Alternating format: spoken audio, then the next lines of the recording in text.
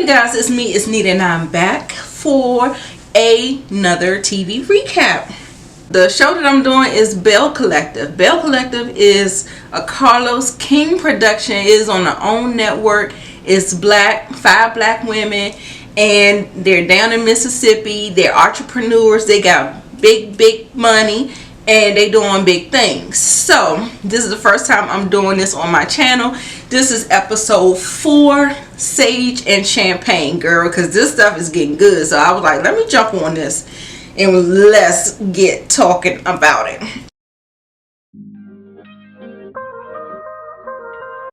The first scene starts out with Antoinette. Divorce is final, so she wants to rededicate and redecorate her space, and so she's talking to Latrice about it. So of course, you know, we're gonna get to this down the road.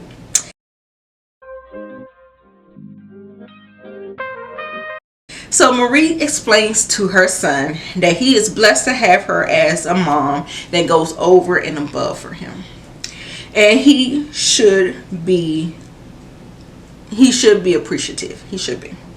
But where Marie loses me is that we have not done the work to make sure that when your child grows up, that we don't produce 3 children under the age of 1 with 3 different women. And he's 21 years old. So he's really dipping it low and spreading it wide, ain't he? Raw dogging the girls, like, really? What? Is that what we're doing? No. So she's giving and giving and giving, and usually when she has mommy issues. Usually when people have mommy issues, they overcompensate for something, and they miss the part where you have to really be a real parent and teach the teachable lessons, the self-discipline, the self-control, all of that. You have to be able to do that, and somewhere along that loop, you missed that. So, and then when he's in sports, he's like a basketball player. He don't have no self-discipline. I don't know, Joe. But anyway, he's a mess, ain't he?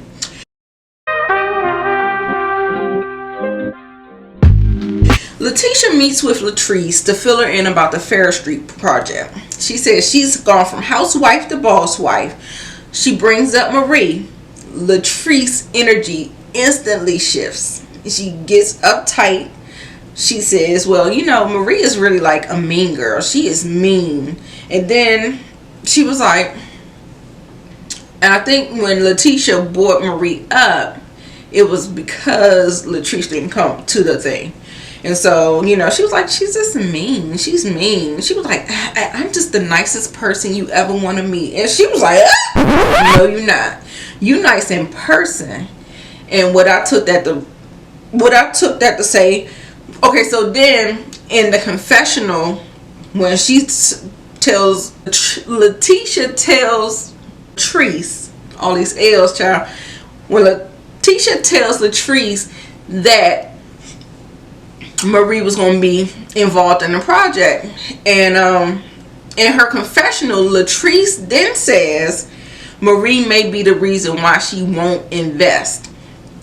But that's not what she said to Letitia. So when I saw that, I took that to mean, when she said you're nice in person, I take that to mean that she's two-faced. Like she talks behind people's backs. And case in point, confessional.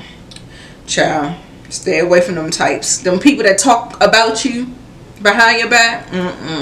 Nope. No can do. Okay, so Tambra, she's been dealing with fibroids. Well, she's been dealing with trying to have a baby. She's at a point in her life, her career is where she wants it to be. The clock is ticking, you know, that ticking clock that we all have as women. And she goes to the doctor, and He wants to take a look at things, make sure she's a good candidate to put the embryos in. She has 6 eggs that she froze when she was in her 20s or 30s or something like that.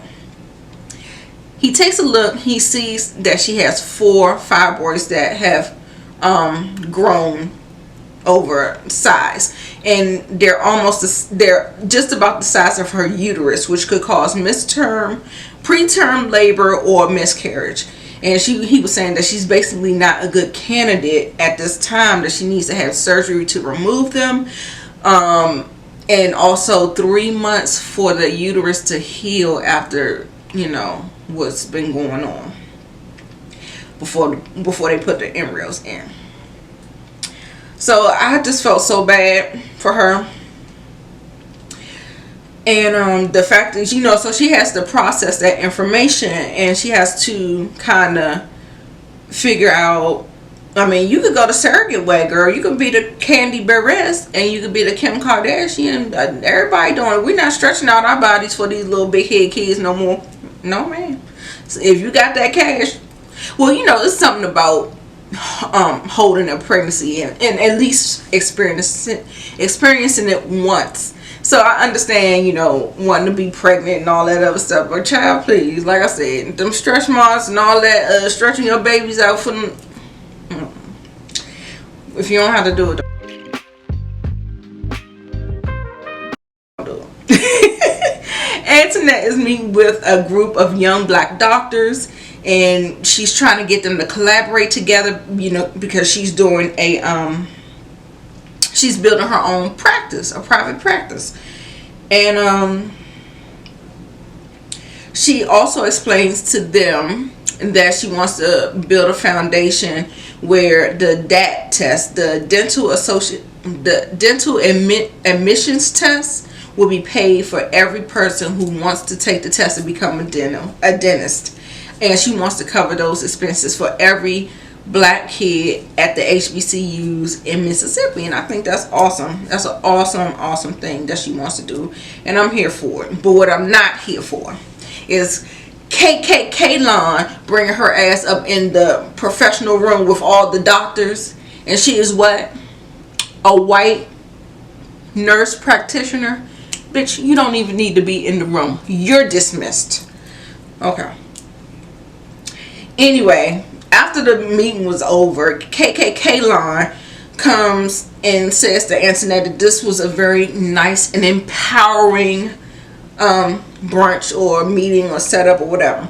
Unlike the brunch where her race was attacked. Let me tell you something, KKK Lawn. You were the reason that brunch went left. Those black women in there were encouraging each other, and they're talking about some racial disparities and racial discrimination and racism that has made being a black entrepreneur harder. But still, they persevered. Now, some way, KKK Line, oh, somebody hit the dog. A hit dog will holler. She gets up with her little white fragility and her white tears talking about, we don't talk about your race like that. I was like, what? Bitch, what?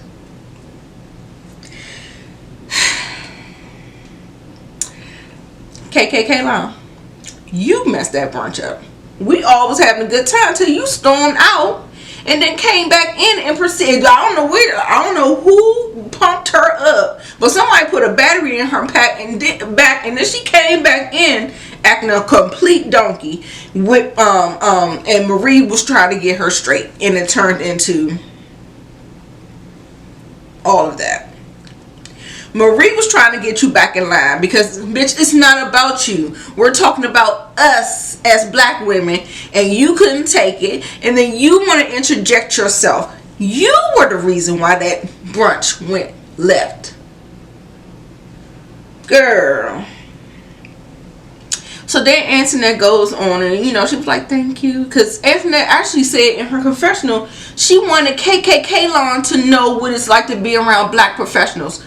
Listen here, girl. What we not going to do, we're not going to be sitting up here acting like we're going to try to placate to the white person. Oh, we got to be oh so good people around white massa. No, we're not doing that anymore. They going to think what they going to think. They going to do what they want to do. And that's just that on that. No, we are showing up in the world. We are not code switching no more. We are coming up as our authentic self. Take it or leave it. We out here just trying to scratch and survive. We don't talk about, you don't have to talk about us. It is already known. It's a known fact. It's called white supremacy. You don't have to do that anymore. It's not 400 years ago where y'all have to, y'all don't have to do that. You got your race soldiers out there putting their knees on people's necks, killing them in the street, shooting them 7 times in the back with their children in the car. Meanwhile, while y'all asses up there on the Capitol building with some Confederate flags, bitch, miss me with it, because I'm pissed now. Okay, so we're gonna have to, okay, wait a minute. Okay, so one more thing. Antoinette says that Marie isn't invited to this thing because she was telling her about the champagne and sage, the housewoman, and Kaylin was like, who is invited? Antoinette immediately says Marie is not invited, and then also too, she done threw Letitia under the bus too. Said she ain't invited. I said, I guess that's guilt by association. Child, KKK long, bitch, you be having me rattled. It's not a good day. Okay, now back to that one. Taking the table.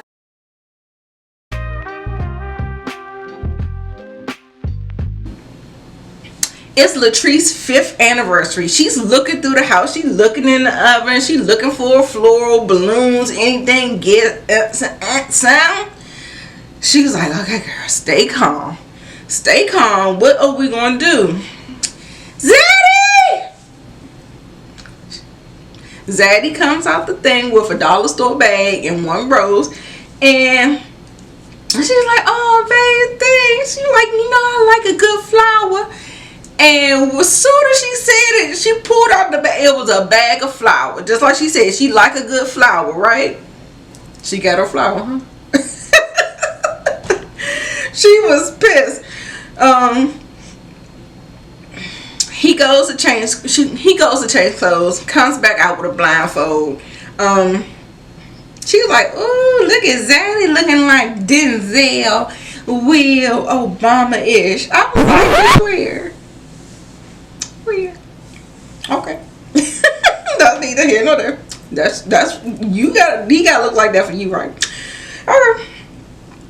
They got a lot of land, honey, so they got to get in a golf cart. I said, yes, come on with the lot of money and a lot of land.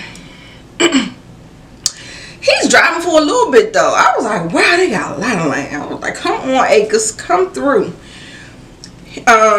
They get to this nice little gazebo, and he has it. Of course, he's had someone, what do you call it? Decorate, and had love, and had the draping lights, and just roses and flowers everywhere. They had a dinner prepared and all of that. So it was really, really nice. Had the champagne, really, really nice ambiance, and he gives her a Rolex. And then this petty nigga had the nerve to say after that, he was like, you should never be home late because you always know what time it is. I said, oh, Lord have mercy. You want the Zaddy, right? You got one. Older men, they want to control younger women like you. Girl, no. Run. Well, if you take care of you, girl, do you? Then he was like, let's toast for the good times.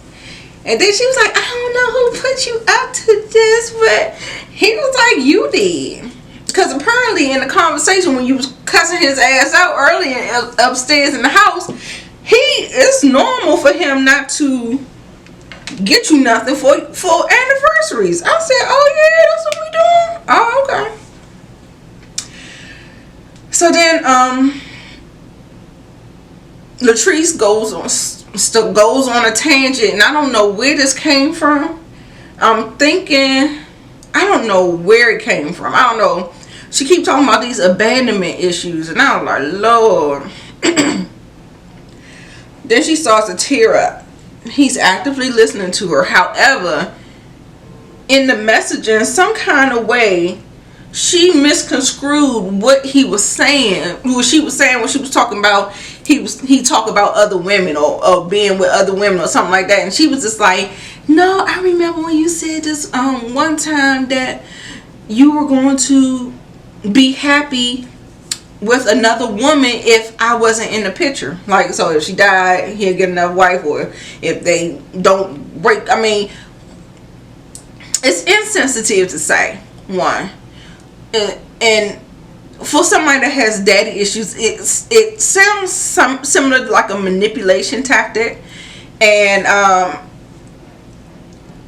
all she wants is reassurance. So when she said that, she wanted to say, she wanted him to say, baby, you the only woman I want.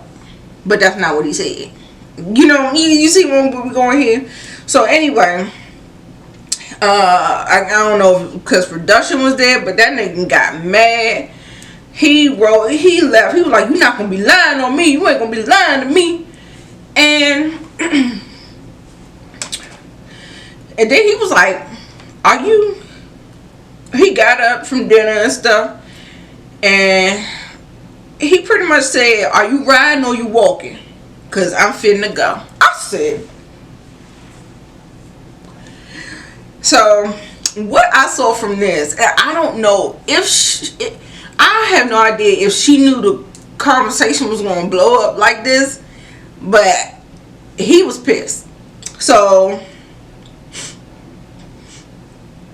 I felt like it was a form of self-sabotage.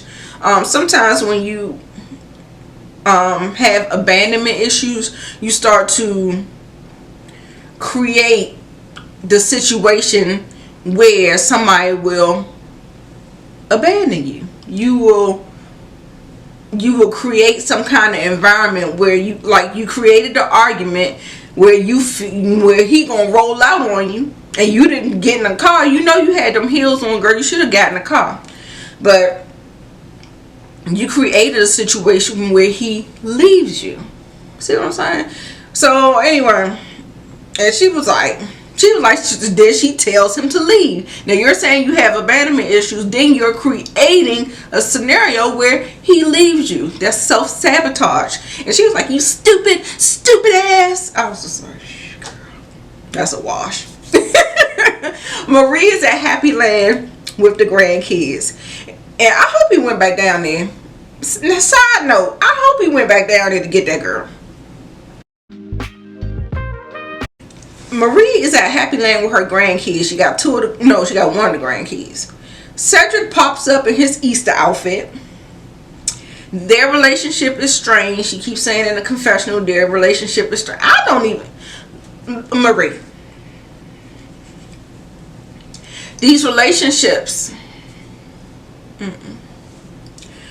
You gotta do something else different, mama. Something is not right. You got to clean out that baggage. Your relationship is strained. First of all, you're with a man that you divorced and remarried. He has his own house. He does not come home. What did y'all get remarried for? I'm confused. She's like, he's not coming home. The relationship is strained. We're not talking. And I was like, bitch, what? And why are you still in the relationship, darling? That's what I need to know. Let's start there. Get them divorce papers together. Because it looks like neither one of y'all are worrying about working the problem out. So, sever the tie. Sever the tie. That's all you gotta do, girl. Bye. That's it. Then Jerez comes in with one of his other kids. And she just loving all on the babies, and she just love them so much. She was like, the kids really bring a joy to her life. Yeah, until they grow up, girl, I'm telling you. Take it from me. She was telling him that he has to graduate with a degree to inherit anything from her empire. I was like, oh yeah, okay. Well, Jerez's going to inherit the empire. Are you sure? Or it looked like Cedric over there in with the Easter outfit. He going to inherit the empire, girl. You better get your affairs in order now.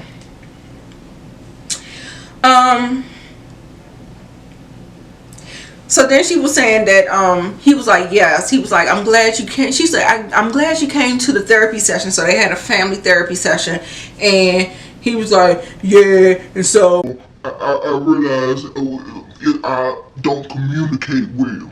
I was like, yeah, you don't. I mean, you barely got that sentence out. But anyway, that's what he said. I was like, okay, well, I'm glad he said something, because he barely said anything in a therapy session. So he was like, we're even trying to work on FaceTiming more and keeping in touch with each other more. And I was like, oh, okay. I mean, she got your kids all the time. She taking care of your baby mamas. She taking care of your stinking ass. You should call her. She was saying the kids give her so much joy. In 2016, her world was rocked when she found out that she had lupus. She doesn't feel well today. Even though she looks well, she doesn't feel good. She said her body is she explains about lupus being an autoimmune disease, and that that she just doesn't feel well. She got to take 12 pills a day. And yeah, so she said, if you're gonna run any of my business, you gotta graduate with a degree. She needs him to get his life together. He wasn't taught self-discipline and self-control, and now she's trying to, as an adult. But that should have already been established with chores, with responsibility, with things of that nature that teaches structure, that teaches, the grooms the children in the way they're supposed to go. But now she's trying, after he done had 3 babies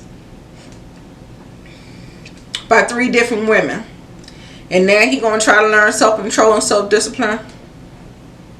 Good luck with that. So the sage and champagne with Antoinette. Everybody comes in. Everybody's excited. Latrice says she's surprised Marie isn't there. Antoinette says she's delusional and she should be avoided at all costs. I said, oh. Tambra said, let's be respectful. She stands up for Marie, because I know she knew in that situation that was a mess by KKK Long.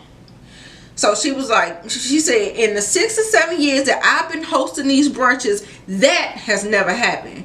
And that's because KKK Long was there. But you know what? Use a lie, Tambra, because in episode 1, Marie made that thing go left the other the other time too. So yeah, anyway, that's neither here nor there. KKK Long interjects and said that if volatile people are ready to take their earrings off and their shoes off, then we can't have a successful brunch. Tambra gets it. She backs off because Antoinette was like, I'm not trying to have these bad feelings. I'm trying to release the energy from the mention of Marie and the brunch. So she says that's not why we're here. Then they started to light sage all around the house, and they was acting a plum fool. It almost felt a little disrespectful, but I don't know how people use sage, but I feel like it should be used in the right manner. I mean, I understand what they were doing. I don't know. I just think maybe one sage could have been used and passed on through the girls, and they state their intention for her and her house and all that stuff, but they all just around lighting sage on the stove and setting all smoke detectors and shit, and Latrice going in her bedroom all over her bed and in her underwear talking about, we trying to manifest you a big strong black man. I was like, oh, that felt inappropriate or something. I don't know. They was laughing, the smoke detector going on. It ended in a hot mess to me. I mean, but that's your thing, girl. That's my opinion, but I didn't like it.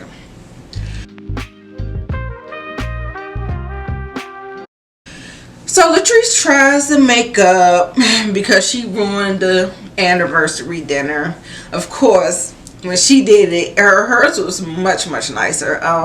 She had everything, I think, in the home, and she had it decorated really nice. She had a saxophonist there. She had a personal masseuse. She had dinner catered. She had, the whole gambit. It was nice. It looks really nice. And she said she wrote a letter, and she was saying that, she's trying to work on being vulnerable. And when she expresses things to him, she wants him to reassure her, which a non-petty and a non-manipulative person would do. You would support, reassure. See how that works? And then of course, he can't just take the apology. Words hurt. Okay, you finished on your little temper tantrum. Are you done? Are you finished or you done? Okay. So, and she got her Rolex back. Petty. She said when she woke up the next morning, she had her Rolex on the nightstand, and when she woke up the next morning, it was gone. That petty ass daddy took her Rolex back. Who takes a gift back? I had it. That's your daddy. That's your daddy. Okay. Y'all get down in the comments. That's the episode, y'all. Y'all get down in the comments and tell me, this show, I love it. It's good. I think I just love seeing a mix of new girls. And so I think that is where I'm going with this. So getting to know new girls. I love that they have plus size women on here. And I love that you get to see different facets of just women that's doing it. And I love that it's in a different place that you Mississippi, right? No, ain't nobody thinking about Mississippi, but I love the fact that the show is in Mississippi. So get down in the comments. What do y'all think about Jerez, Marie's son? They got that got 3 children under the age of 1. What do you think about him? What do you think about this husband Marie got? I'm telling you, Marie is mean, and she's bitter, and she's unhappy because she has so many issues that she has not dealt with. And until she gets the therapy that she needs to deal with those issues, she's always going to operate as a tornado, the Tasmanian devil, like just creating havoc because of the issues just showing up and manifesting in her life in different areas of her life. So that's my hot take on that. Y'all make sure y'all get down in the comments. That's that husband Cedric with the Easter suit. What are they doing? Ciao. See you next week.